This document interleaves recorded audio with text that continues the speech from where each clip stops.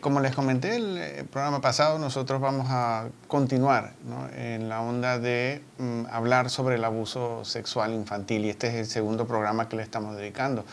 No menos importante, por supuesto, el tema bien lo vale.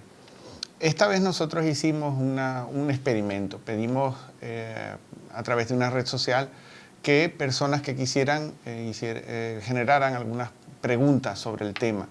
Y fue bien interesante la respuesta, y de hecho van a ir observando cómo hay preguntas que vienen inclusive de diferentes partes del mundo. Así que hoy tenemos casi como participantes de forma un poco indirecta de diferentes personas en partes distintas del mundo y que confluyen ahora en este programa aquí en ASPE. Así que de verdad espero que les sea de mucho interés el programa que vamos a desarrollar ahora. Antes de entrar en materia, quería recordarles que el próximo mes, el mes de marzo, el segundo martes del mes de marzo, que cae 10, vamos a tener como invitados a la asociación ASPALI, que es la asociación de Asperger de Alicante. Ellos nos van a venir a acompañar aquí a ASPE a hablarnos un poco de lo que es ese síndrome Asperger, que de verdad tanta curiosidad causa y que estamos observando en la población de niños, ¿no?, y adolescentes. Así que los invito ya de a una vez se tomen y apunten esa fecha para que en marzo nos acompañen a las 9:30 de la noche, el 10, con la asociación ASPALI, para que todos juntos podamos entender un poco más qué significa y qué es en realidad los niños Asperger. Bueno, como les comenté, preguntas distintas sobre el tema del abuso sexual. Hay diferentes temáticas, tanto las preocupaciones que tienen que ver con cómo atender al niño o al adolescente, o inclusive, como yo les mencioné, al adulto, a los familiares, qué hacer con las personas que abusan y cómo trabajar o impedir que vuelvan a hacerlo. Bueno, ya van a ver a través de las diferentes preguntas todos los diferentes temas que fueron esbozados por estas personas que enviaron sus preguntas a nosotros. Así que bueno, sin más dilación, vamos a ver la primera pregunta y vamos a ver de qué se trata. ¿Qué pueden hacer los padres para que el niño procese la experiencia y la integre de la mejor manera posible? Bueno, como ven, en esta pregunta hay dos aspectos importantes, ¿no? Dice que procese la experiencia y la integre mejor. Una de las cosas que es fundamental precisamente tiene que ver con que ayudemos a los padres a entender primero la experiencia. Yo entiendo que muchos padres podrán tener la intención de ayudar directamente a los niños. Sin embargo, fíjense lo terrible que es para un padre, para una madre, enterarse de que su niño, su niña, su adolescente ha sido abusado sexualmente, que es una víctima de abuso sexual. La característica casi clave de estos padres es la sensación de culpa. ¿Cómo no pude yo haber previsto esto? ¿Cómo no pude haber impedido esta situación? Entonces, uno de los aspectos básicos que nosotros tendríamos que considerar es precisamente ayudar a los padres para que puedan primero comprender la situación, en bajar su propio nivel de angustia, de rabia, para que ellos puedan realmente ser unos coayudantes efectivos. La otra opción que a veces ocurre con los padres cuando surge esta situación es como la ley del silencio. Si el niño no dice, no pregunta, pues yo tampoco voy a decir o a preguntar nada. Esto no es nada efectivo y de hecho lo que hace es complicar más la situación. El niño va a necesitar, el adolescente va a necesitar un apoyo muy explícito por parte de los padres para que vuelvan a comprender, o para que ese niño y adolescente, más que todo el niño en esas etapas, pueda entender que lo que ha ocurrido es un evento fortuito, que todos los adultos no hacen lo mismo, que hay niños que tienen relaciones con adultos, relaciones de amistad, relaciones de cuidado más que de amistad, que son completamente normales, que no tienen ningún tipo de segunda intención. Pero para esto, como les digo, los padres tienen que estar preparados. Lo normal es que también reciban una asesoría psicológica para que ellos puedan realmente enfrentarse a una situación como la que les estoy describiendo, de atender o ayudar a su hijo en una situación de abuso, ¿no? También es importante considerar lo siguiente. Yo estoy haciendo la mención siempre del niño y el adolescente, pero no olviden que muchas de las víctimas del abuso sexual comienzan a buscar ayuda o se dan cuenta de su situación cuando ya son mayores, es decir, a veces cuando ya tienen más de 18 años, 20, 30, 40, 50, 60 años. Así que no es que estoy diciendo que solamente los niños son los que van a tener una necesidad de ayuda. No, no, los efectos del abuso sexual se ven a lo largo de toda la vida y al mismo tiempo a lo largo de toda la vida es que la persona tiene la oportunidad para buscar ayuda y realmente buscar una mayor felicidad y estar mucho más sano desde el punto de vista emocional. Vamos a ver la segunda pregunta que nos propone.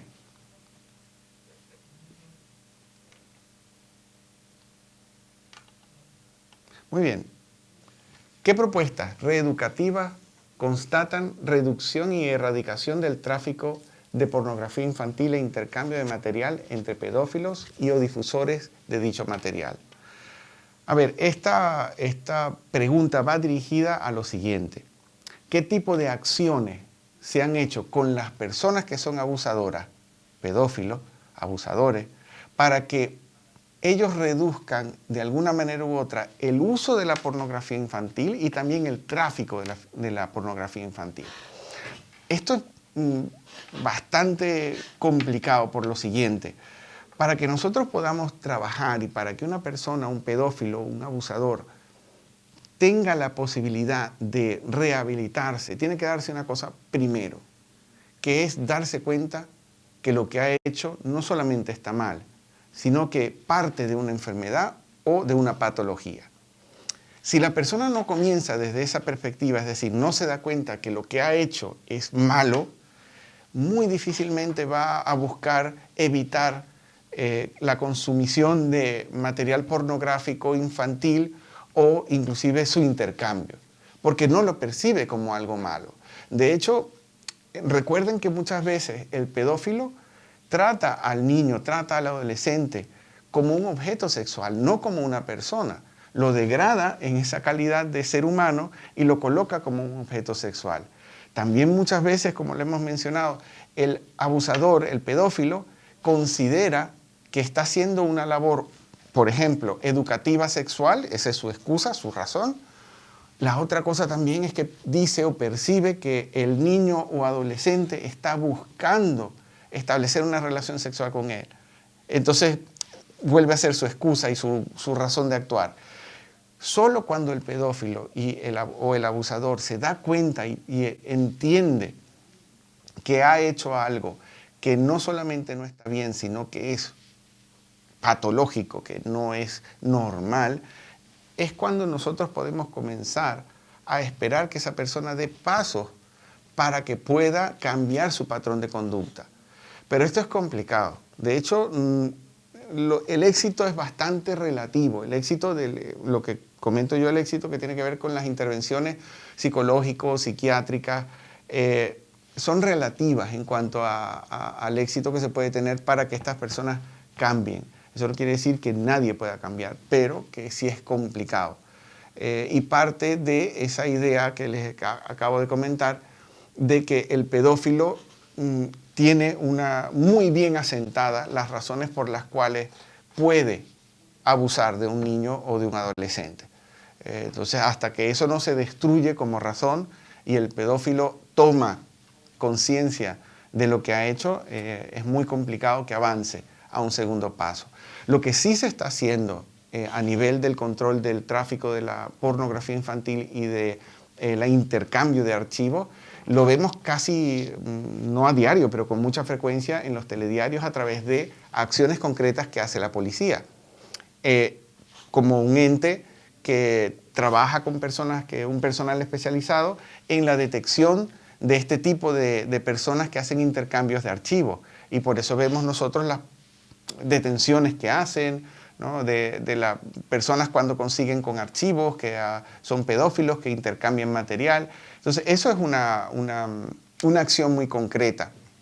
También hay otras ONGs, hay otras organizaciones que trabajan buscando la prevención de este tipo de material, ¿no? Inclusive hay unas jornadas que ha hecho la policía, por mencionarla, hace poco sobre la prevención en Internet, la prevención hacia los niños y la prevención hacia los adolescentes, cosa que es muy importante, y yo creo que esto sí sería como que volvérselo a señalar a los adultos que están alrededor de niños, de que no todo el material de Internet y no todo Internet es sano, por lo tanto hay que tener cuidado, especialmente con los niños.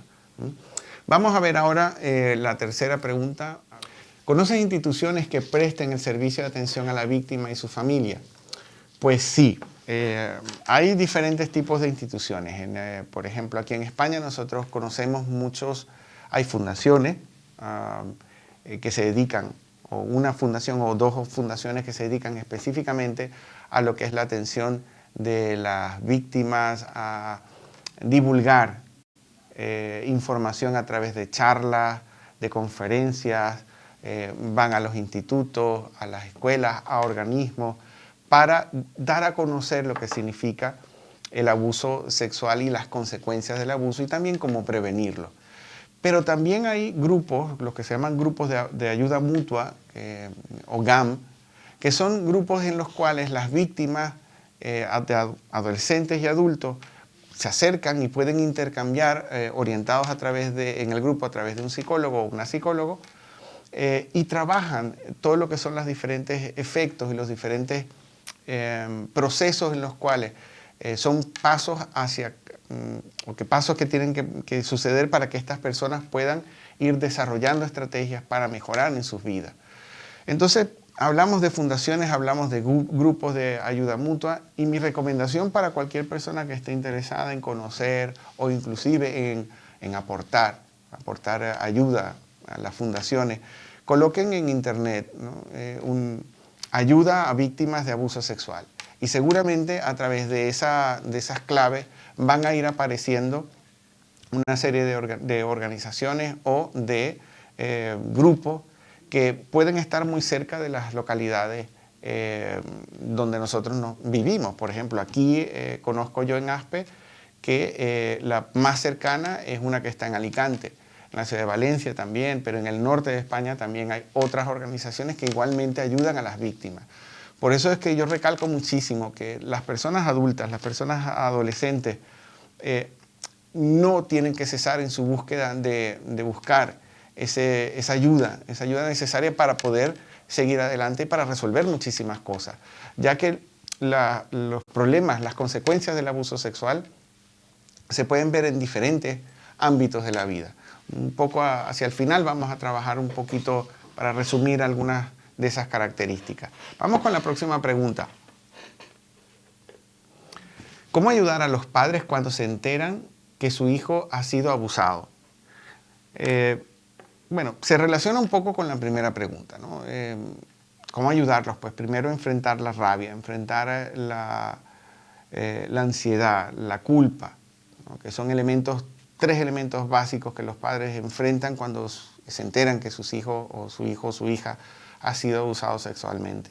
También hay un elemento importante, ¿no? Que esa ira, esa rabia, esa ansiedad, esa culpa puede estar, y en muchos casos está dirigida a alguien que la familia conoce y que es el abusador. Porque de hecho, como les comentaba, pues el mayor porcentaje de abusos ocurren por personas que son conocidas para la familia.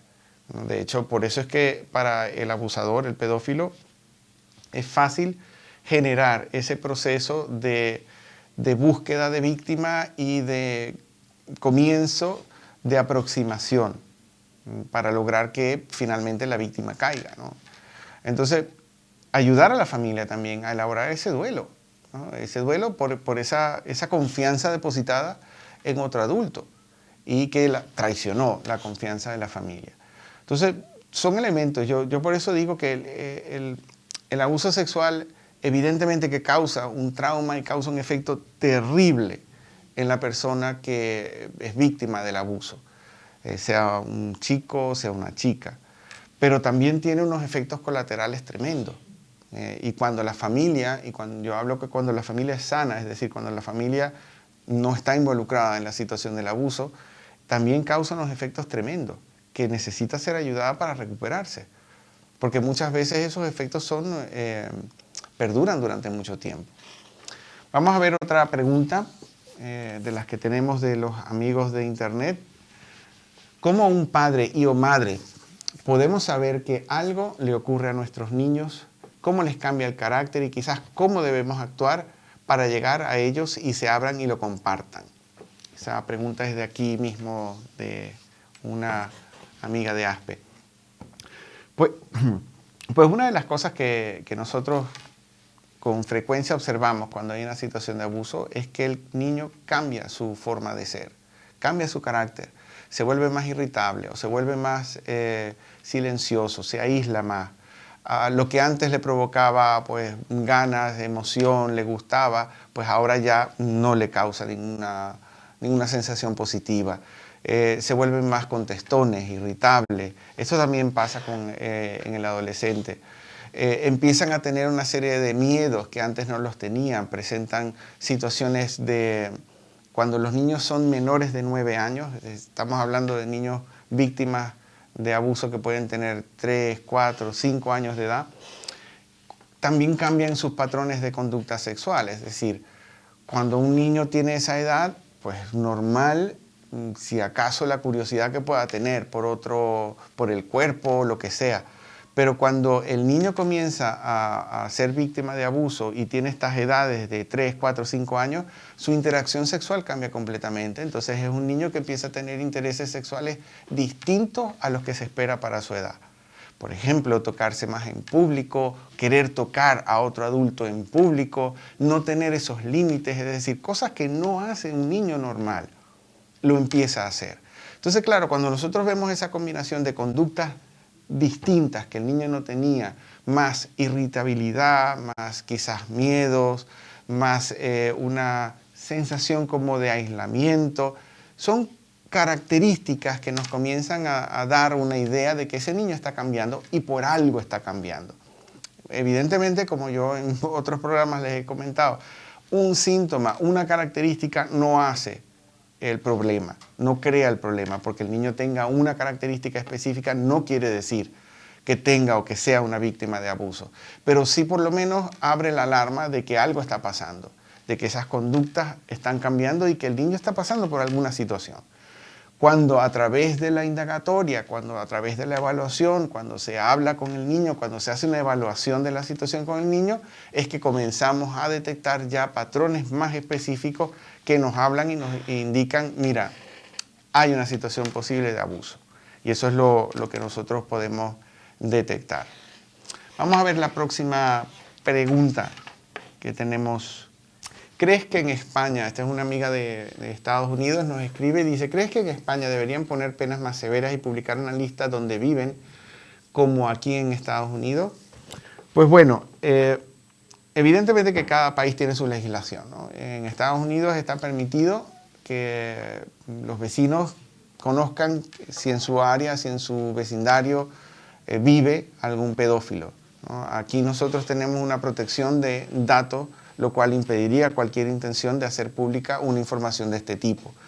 Sin embargo, sí podríamos pensar en que la legislación, y eso yo no tengo experiencia o conocimientos legales, ¿no? Pero lo que sí podríamos pensar es que hay un detalle que tiene que ver con la ley que quizás nos hace reflexionar, que es que las penas pueden expirar o en los casos pueden expirar con el tiempo. Y eso es una cosa un poco contradictoria, y les digo por qué. Normalmente cuando el abuso ocurre y el niño no lo cuenta, que es casi la mayoría de los casos, que los niños se guardan esa información, por eso les decía yo que el abuso sexual es un delito de vergüenza y silencio, ¿no? Porque la víctima guarda muchísimo silencio durante quizás muchísimos años. Entonces, cuando finalmente la víctima es capaz de hablar del tema y quizás tiene la voluntad de hacer la denuncia, han pasado muchos años. Entonces, yo creo que sería algo de considerar por los legisladores, que a lo mejor ese tipo de delitos no deberían prescribir con tanta facilidad. Y miren que, vuelvo y repito, no conozco bien todos los aspectos legales, pero sí es un elemento muy frustrante para una víctima que después de hacer el esfuerzo de someterse a un proceso de denuncia y buscar de alguna manera que el daño sea resarcido, se encuentre con que su victimario, con que su pedófilo, el pedófilo en este caso, pues no tiene ninguna responsabilidad porque ha prescrito el delito. Y eso sí es una situación como se conoce, pues de una victimización secundaria, es decir, vuelves a ser víctima ya no solamente del pedófilo, sino también de un sistema legal que de alguna manera u otra, no es que estoy diciendo que protege al pedófilo, sino que a través de la prescripción de la pena, pues impide, ¿no?, que se haga justicia con respecto a esa persona. Vamos a una nueva pregunta, una última pregunta. En este caso, la pregunta dice, ¿cuál es el impacto del abuso sexual en la identificación sexual? Claro, fíjense que la mayoría, eso se los comenté la otra vez, la mayoría de los pedófilos son hombres. Y los pedófilos no solamente abusan sexualmente de las mujeres o de las chicas. De hecho, las estadísticas nos decían de 1 en 4 chicas y 1 en 6 chicos. Esto quiere decir que hay hombres pedófilos que tanto abusan sexualmente de niñas como de niños, de adolescentes chicas y de adolescentes chicos. Lo mismo ocurre en un porcentaje mucho más bajo con respecto a mujeres que también abusan sexualmente, pero hablamos de la mayoría que son hombres. Evidentemente que cuando un hombre, un pedófilo hombre, abusa sexualmente de un chico, inicialmente cuando el chico comienza o se percata de lo que está manteniendo es una interacción sexual con otra persona de su mismo sexo, en ese caso, claro que ocurre y genera muchísima ansiedad sexual porque hay mucho cuestionamiento. De hecho, la persona puede cuestionarse perfectamente si será o no será homosexual, simplemente por recordar y por saber que está manteniendo relaciones sexuales con una persona de su mismo sexo. Y en ese instante, la víctima no está muy consciente de que es víctima. Se ve como una persona que actúa y que ha actuado casi bajo su libre albedrío, ¿no?, podríamos decir. Sin embargo, no es así, está muy claro que una víctima es víctima y punto. Entonces, los primeros conflictos se crean a nivel de esa identidad sexual. Sin embargo, si la persona no es homosexual, pues va a haber esas interacciones con cierta incomodidad porque realmente no es su tendencia. Y seguramente podrá, durante la vida, los años de la adolescencia y la primera vida de años de adulto, pues podrá tener inclusive intercambios sexuales con personas de ambos sexos, hasta que finalmente pues aclare su identidad sexual. Y en las personas que sí son homosexuales, pues también puede crear un conflicto de identidad porque piensan que a lo mejor son homosexuales fruto de ese abuso sexual, lo cual tampoco es cierto, ¿no? Sin embargo, fíjense cómo el abuso genera una serie de consecuencias no solamente en la parte de la identidad sexual, sino también en lo que es el autoestima, en lo que la persona cree y piensa de sí misma.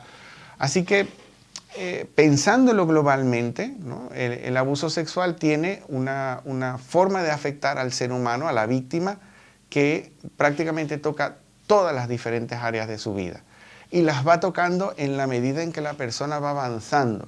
Es decir, en la infancia verá ciertas características o ciertas consecuencias, en la adolescencia verá otras consecuencias y en la vida adulta verá otras consecuencias. Por eso es que no me canso de decir que la prevención es lo mejor, evidentemente, aunque es difícil prevenirlo, pero una vez que ocurre, lo mejor que puede hacer una persona o la familia del niño, del adolescente, es buscar ayuda para esa persona, para ese niño, para ese adolescente, para la familia. Y si es un adulto, si es una persona que ha vivido situaciones de abuso, por favor, no se quede sin buscar ayuda. Es necesario, no solamente es necesario, sino es un derecho. Es un derecho que tienes tú, que tiene la persona que ha sido abusada, para tener una vida lo más plena posible.